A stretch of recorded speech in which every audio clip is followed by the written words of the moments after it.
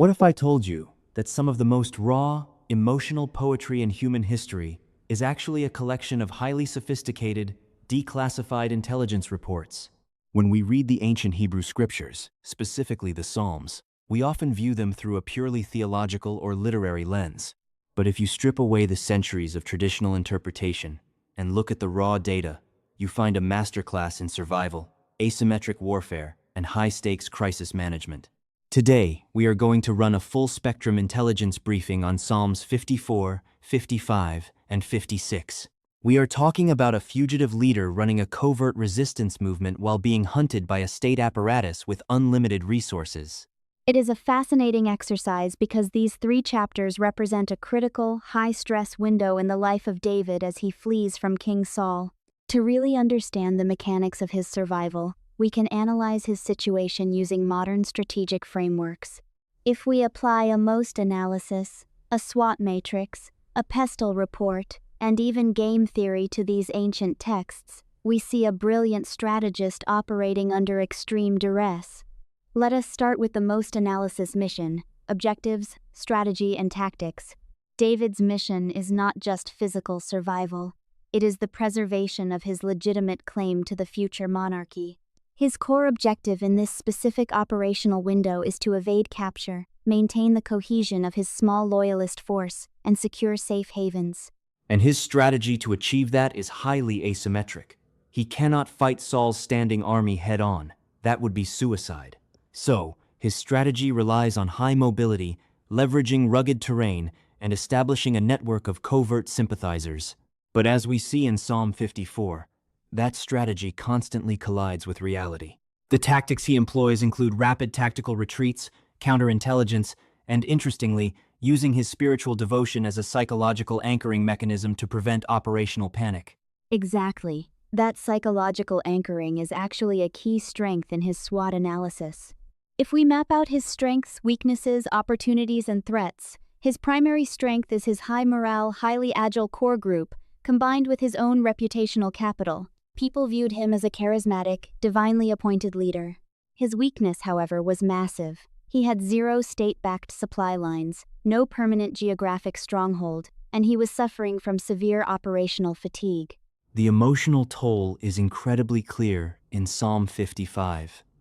He talks about his heart being in anguish, wishing he had wings like a dove to fly away and be at rest in the wilderness. That is not just poetry. That is a detailed description of burnout and acute psychological stress. He is realizing that his internal security has been compromised. Which brings us to the threats in the SWOT matrix.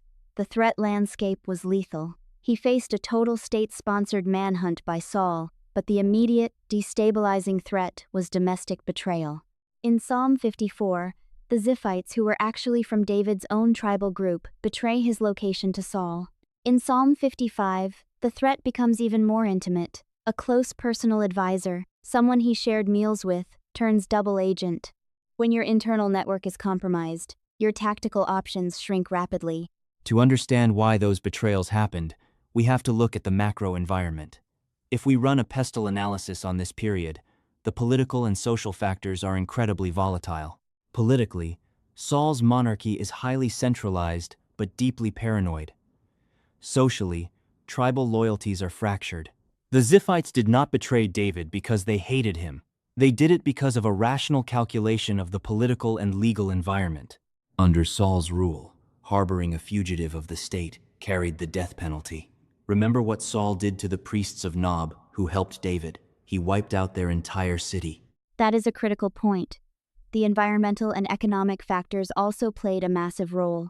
The Judean wilderness is incredibly harsh. Resources are scarce.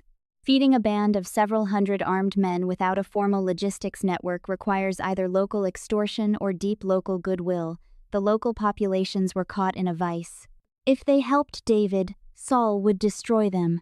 If they did not, they risked angering David's armed band. So, from a legal and social perspective, reporting David to the authorities was the safest way for these local communities to mitigate their own risk. It is a brutal survival landscape. And speaking of high-stakes survival, analyzing these shifting alliances and desperate moves is exactly what we love to do here. It is about looking at the world, past and present, through a lens of deep strategy and human drama. It really is. And if you enjoy these kinds of deep, analytical dives where we unpack complex situations, whether they are ancient historical standoffs, modern geopolitical maneuvers, or even the subtle dynamics of popular culture, you should definitely check out our parent podcast, The New Sentinel. Absolutely. The New Sentinel is a podcast entirely dedicated to providing in-depth discussions and deep dives into a wide array of topics. We cover everything from the glitz and glamour of pop culture to the strategic intricacies of military operations. Each episode is thoughtfully crafted to offer listeners a comprehensive understanding of the subject matter, featuring expert interviews, detailed analysis, and engaging storytelling. Whether you are a pop culture enthusiast or someone with a keen interest in global security, The New Sentinel has something for everyone. It is the perfect place to stay informed and entertained. You can find it on all major podcast platforms. It is a fantastic show, and it really helps frame how we look at strategic decision-making across history. Which brings us back to the most fascinating tool we can apply to Psalms 54, 55, and 56, game theory.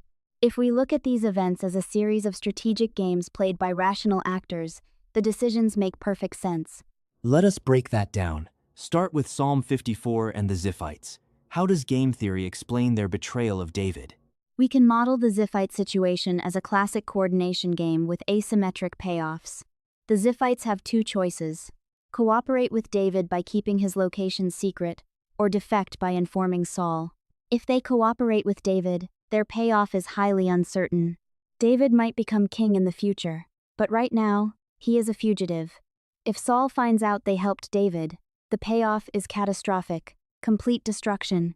If they defect and inform Saul, they guarantee their immediate safety and earn royal favor. In game theory, defecting is their dominant strategy.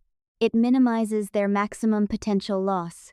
David, as a rational actor, should have anticipated this payoff matrix. His mistake was assuming tribal loyalty would override the brutal logic of survival. That explains his shock and his appeal for divine intervention in Psalm 54. He realizes he cannot trust the local population to act against their own self-interest. But what about the betrayal in Psalm 55? This is the close friend, the trusted advisor who turns against him. How do we model that? This is a dynamic, multi-stage game of shifting alliances. In a long-term campaign, players constantly update their beliefs about who is going to win. The advisor, often identified historically as Ahithophel, is looking at the trajectory of both Saul and David. He runs a cost-benefit analysis. David's stock is plummeting. He is living in caves, his resources are dry, and the psychological pressure is cracking him. Saul, despite his instability, still holds the treasury, the army, and the state apparatus. The advisor calculates that the probability of David's victory is dropping. To maximize his own future utility and political survival, he defects to the winning side. It is a cold, rational calculation. For David, it is a devastating emotional blow, but from a game-theoretic perspective, it is a standard realignment to the perceived dominant player. It is ruthless. But David's counter-move in Psalm 56 is perhaps the most brilliant application of game theory in the entire sequence. This is when he flees to Gath, which is enemy Philistine territory. He gets captured by the king of Gath, Achish. Talk about jumping from the frying pan into the fire. How does he survive that? This is a classic signaling game. When David enters Gath, the Philistines recognize him as the legendary military commander who killed Goliath. The payoff for King Achish to execute or imprison David is incredibly high. David is trapped. If he acts like a captive general, he is executed. He has asymmetric information. He knows he is sane and dangerous, but the Philistines only know his past reputation. To survive, David changes the signal. He feigns madness. He starts scribbling on the gates and letting spit run down his beard. Right. He plays the madman. And in doing so, he completely alters Achish's payoff matrix. Exactly. In that ancient culture, madmen were often viewed with superstitious dread or pity, but certainly not as strategic military threats. By signaling absolute pathetic insanity, David reduces his perceived threat level to 0. Achish looks at him and says, "Am I so short of madmen that you bring this fellow here?" The payoff for killing a helpless madman is low, and the spiritual risk of harming someone touched by madness is high. Achish lets him go. David used strategic irrationality to escape a dominant opponent. It is a brilliant Nash equilibrium shift. He played a weak hand perfectly by changing the rules of the game. It is incredible how these ancient texts, which we often read as purely spiritual expressions of despair and hope, are actually documenting real-time strategic maneuvers. He is navigating betrayal, managing psychological warfare, and using brilliant behavioral psychology to survive against overwhelming odds. And what makes these psalms so enduring is that they do not sanitize the experience. You see the cold strategic calculations, but you also see the immense emotional and spiritual cost. In Psalm 56, he writes about how God keeps track of all his sorrows and collects his tears in a bottle. He is running SWOT analyses and calculating game-theoretic payoffs, but he is also weeping in private, terrified for his life. It shows that true strategic leadership isn't about being an unfeeling machine. It is about navigating extreme vulnerability while still making the hard, rational decisions necessary for survival. That is the real takeaway. Whether you are analyzing ancient battlefields, modern corporate boardrooms, or geopolitical standoffs, the structural dynamics of human conflict remain remarkably consistent. Surviving the wilderness requires a delicate balance of cold, calculated strategy and deep internal resilience. It makes you wonder how many of our modern crises are being played out using the exact same playbook written in the caves of Judea thousands of years ago. Thank you for walking us through this intelligence briefing. To our listeners, keep analyzing, keep questioning, and don't forget to check out the new Sentinel for more deep dives into the strategies that shape our world. Until next time.